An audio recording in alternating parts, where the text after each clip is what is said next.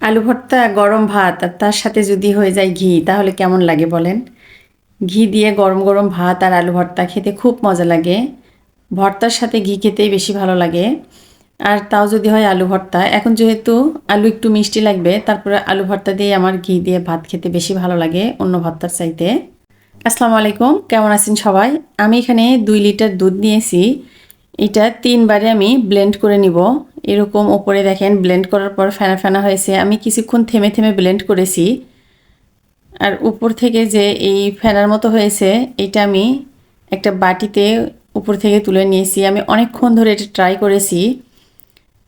থেমে থেমে প্রায় আমি 20-25 মিনিটের মতো ব্লেন্ড করেছি। তারপরে এরকম হয়েছে। জানি না সবাই কেন এত কেজি কেজি ঘি উঠাইতে পারে, সরি বাটার উঠাইতে পারে, আর আমি পারলাম না।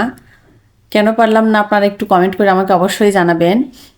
আমি যখন ব্যর্থ হয়ে যাই তখন এই দুধটা আমি ঢেলে ঢাকনা দিয়ে না, ঢাকনা ছাড়া নর্মাল ফ্রিজে রেখেছিলাম সারা রাত। পরের দিনে সকালে আমি এগুলো একটা বাটিতে উঠে নিলাম। উঠে নিয়ে এইটা আমি আবার রেখেছিলাম 2-3 ঘন্টার জন্য। সেইটার থেকে আমার এই যে এই বাটির এগুলো সর উঠে এসেছে, কাঁচা সর। এইগুলো আমি কড়াইয়ে জাল দিব। এগুলো ব্লেন্ড করার দরকার নাই। এগুলো জাল দিলে খুব বেশি ননি বের হবে না। যা শর্ট থাকবে ওখান থেকে বেশিটা পরিমাণে ঘি উঠবে। এভাবে আমি বেশ কিছুক্ষণ জাল করে নিব। এই দুধগুলো গ্রাম থেকে নিয়ে আসা, একদম খাঁটি গরুর দুধ।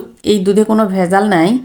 আপনারা হয়তো অনেকেই ভাবতে পারেন যে কোনো বাজার থেকে কেনা ভেজাল দুধ, এই জন্য হয়তো। আসলে তা না। এগুলো গ্রাম থেকে একদম খাঁটি গরুর দুধ কিনে নিয়ে আসা। আমিও তাই ভাবতাম, যদি বাজার থেকে এই দুধগুলো কিনে নিয়ে আসতাম তাহলে ভাবতাম যে ভেজাল দুধ, এই জন্যই হয়তো আমি ঘি বা বাটার কোনোটাই উঠাতে পারছি না। আমার মনে ওই সন্দেহটা আসতো। আসলে আমি যে কেন পারলাম না এটা সত্যিই বুঝতে পারছি না। ব্যর্থ হয়ে গেলাম। অনেকেই দেখি বোতলের ভিতরে দুধ উঠায়া 15 থেকে 10 মিনিট ঝাঁকালেই দেখা যায় যে অনেকগুলা করে বাটার উঠিয়ে নেন। কিন্তু আমি ব্লেন্ডারে এতক্ষণ ধরে ব্লেন্ড করে উঠাতে পারলাম না। আমি ঘিয়ের কালারটা এরকম করে নিয়েছি, লাইট কালার, খুব বেশি কড়া কালার না। আপনারা চাইলে আপনাদের পছন্দ মতো কালার করে ঘি উঠিয়ে নিতে পারেন। আমি এখানে কড়াইয়ে দিয়ে দিলাম শুকনো মরিচ। আমি শুকনো মরিচ একটু লাল করে ভেজে নিব। আমি একটু বেশি পরিমাণে তেল দিয়েছি, ওই তেলে আমি মাছ ভাজি করব, এই জন্য। শুকনো মরিচ তেলে ভেজে ভর্তা করলে সুন্দর একটা ঘ্রাণ আসে, যেটার জন্য খেতে অনেক ভালো লাগে। আমি এখানে আলু সিদ্ধ করে নিয়েছি। এখন যদিও আলু একটু মিষ্টি লাগবে ভর্তা করলে, তারপরেও ঘি দিয়ে আলু ভর্তা খেতে বেশি ভালো লাগে। আমি এখানে লবণ দিয়ে মরিচটা ভালো করে ডলে নিলাম। দিয়ে দিলাম বেশ কিছুটা পেঁয়াজ কুচি। এবার দিয়ে দিব অনেকটা পরিমাণ সরিষার তেল। ভর্তাতে পেঁয়াজ এবং তেল একটু বেশি পরিমাণে দিলে খেতে ভালো লাগে।